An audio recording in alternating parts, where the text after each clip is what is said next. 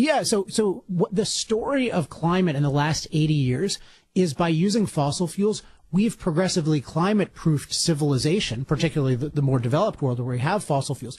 And so what's happened is climate-related deaths have gone down by a rate of 98%. So that means your chance of dying from extreme heat or extreme cold or wildfire is 1/50th of what it used to be.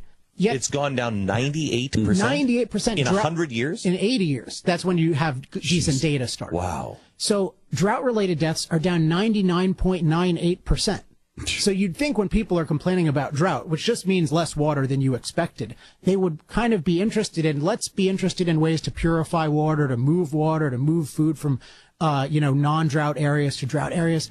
That's the amazing thing. In the U.S., we don't have one drought recorded death in the last 10 years. Wow. The Moral Case for Fossil Fuels is the name of the book.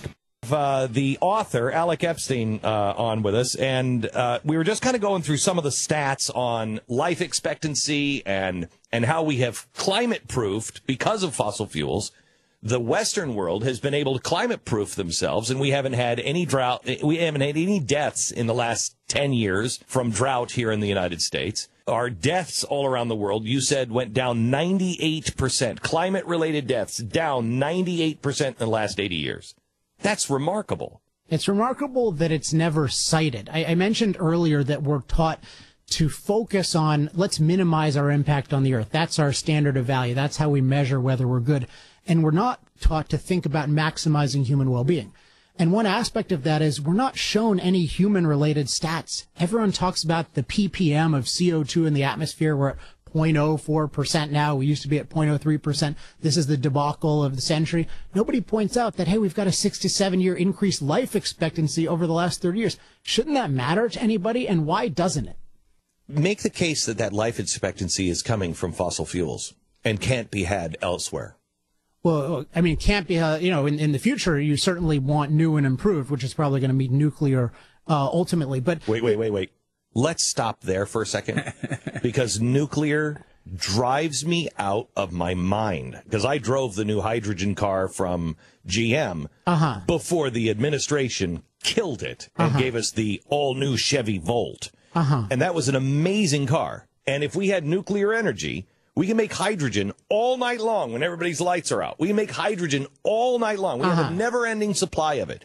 It's clean. There's zero emissions from hydrogen, zero emissions from nuclear energy.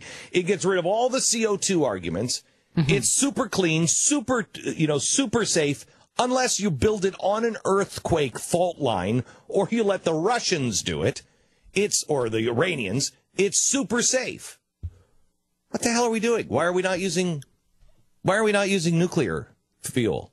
Well, again, if you actually want to evaluate things rationally, you want to focus on life-based statistics. So if you want to look at what's the safest source of energy, you might want to look at which has the fewest deaths per unit of energy produced. Which does? Nuclear by an insane long shot. Like, unbelievable compared to fossil fuels, compared to people falling off the roofs with their solar panels, whatever. Wow. There's no comparison. Thousands of deaths of coal mining in China, for example, every single year. Oh, yeah. You got to believe that the oil rigs around the world and all, I mean, it's dangerous those things I just said, those are completely worth it. The people, leaving aside China, which has a lot of dictatorship, but in the U.S., people who choose to mine coal, that's a virtuous thing. They take on certain risk. I don't think people realize there are many other industries that are riskier than coal mining. Sure, yeah. That's fine, but people concerned about safety, not just of the workers, I mean of people surrounding, which is the main concern, because you have a right to decide your own risk, but not a right to put everyone else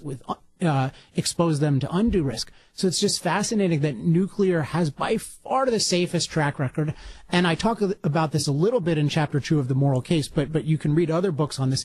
It is so safe. Just the technology of it makes it so much safer than anything else, because the nuclear power plant can't explode. This is what people don't get. The best book ever written on nuclear and maybe on energy is called The Health Hazards of Not Going Nuclear by Peter Beckman. And he has this great line in response to the idea that, what if a terrorist blows up a nuclear power plant? And his response is, if a terrorist blows up a nuclear power plant, he should be awarded a Nobel Prize because he will have discovered a principle of physics that does not exist. Okay,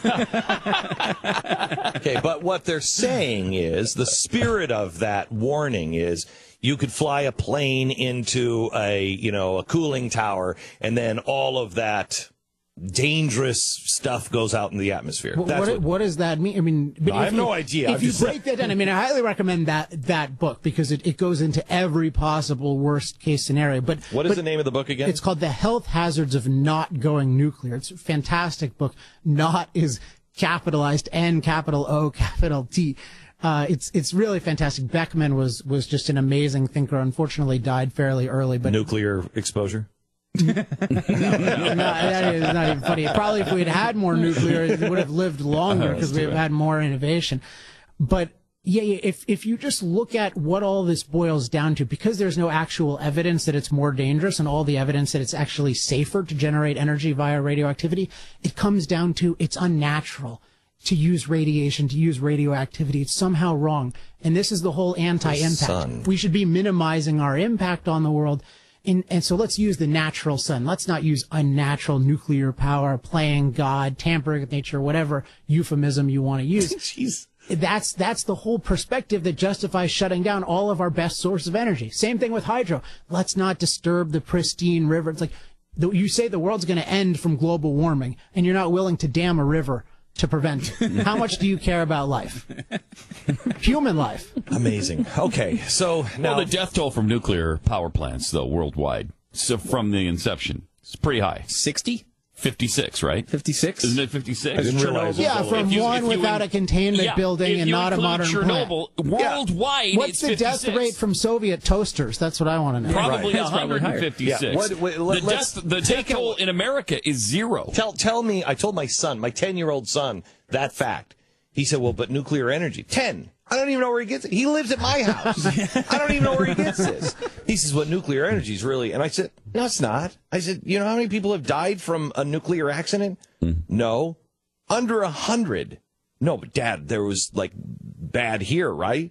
No. No. Where None are here. you getting this? None here. None in Japan. Yeah, we do the Fukushima. If you take out Chernobyl, how many deaths from nuclear? 0. I mean, there've probably been workers I mean, who you have can died fall in like plants in Fukushima, there's a fall or something like that. But, Sure. but the people in Nobody that died plant from were the actual- protected, Yeah. unlike the 20,000 people who died. It's like nature kills 20,000 people, and man gets the blame for the nuclear power plant that shielded the people who were inside. Yeah. Glenn, you turned me onto a book years ago, which was, if I can remember, something like Physics for Presidents or Physics for Presidents. Physics for Future Presidents. For future presidents. Fantastic. And it argues it's I not haven't read it yet. It's not a conservative book by any means. No. It's not an industry book. It's a physics book. But in there, they make a really logical argument that it was bad policy to evacuate the area around Chernobyl. That's where the deaths come from. And Fukushima and 3 Mile Island. I mean, think about it. You have elderly populations often, a forced evacuation. They're rushed out. They're given all this propaganda that, increases their stress levels. And then, so there's the death toll from the environmentalists. Environmentalists cause death tolls relating to nuclear propaganda. And then, of course, all the preventable deaths that occur because you don't have the nuclear power, which, because it's a completely clean burning source of power, clean generating source of power that would be healthier than anything else. Plus, you just if you have less power in the system, you have less ability to improve your life. And this goes back to your early question before I created this big nuclear diversion, which is how do you connect things to fossil fuels? And the key is getting what energy is, because most people have no idea how valuable energy is. So energy is our ability to use machines to improve our lives. Every human being in the United States has an average of 96 machine servants doing work on his behalf.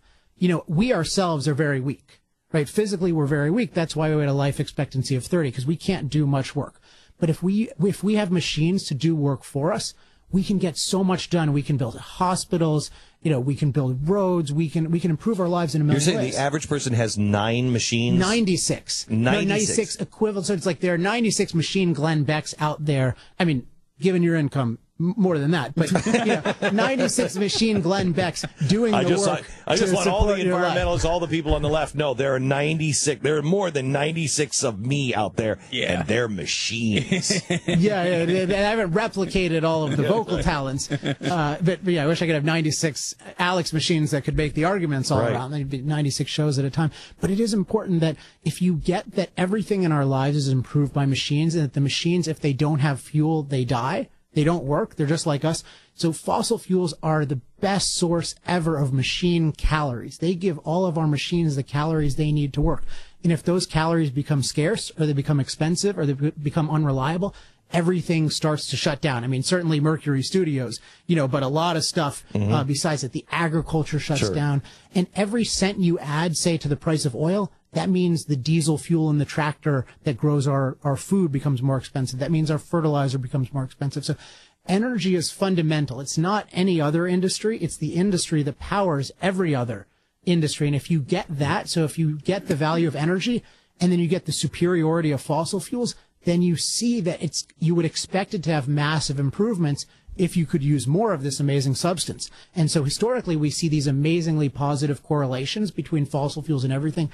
And given what I just explained and what I elaborate on in the book, that's a very causal relationship. It's not a random correlation that we have climate-related deaths go down as fossil fuel use goes up. Okay, so the name of the book is The Moral Case for Fossil Fuels. I just have to ask you this question. Where are you going from here? What are you going to do? I mean, nobody's listening to this now. I mean, this is getting... I just got on Glenn Beck. No, I know, but... how sad. This is not a growth industry, or do you think it is, that people are going to suddenly wake up and we're going to get, somehow or another, we're going to break free of this oppressive system that is jamming this point of view down our throats? I mean, I think it's a huge, huge growth industry. And I think the book, when people read it, is incredibly well received. I mean, I think Stu was a great example. He read it. You interviewed me on that show, and you had really internalized a lot of the arguments. I think that you found some of them clarifying. You liked the way it framed things, and hopefully that allowed you to become more effective in communicating those views to others. So it's designed to empower people, and so far tens of thousands of people have been empowered. I think that's pretty good. Could I ask you this? If we had a group of people that we wanted to give this book to, and then bring them in for a studio audience, and they have to read the book, but making 96 Alexes, if we got 96 people and that could internalize this, would you help teach them how to make the argument? Because I think that's what we need. We all need to know how to make the argument for fossil fuels. Yeah, and I do. I would love to do. I mean, anything you would want to set up, I'd be happy to do.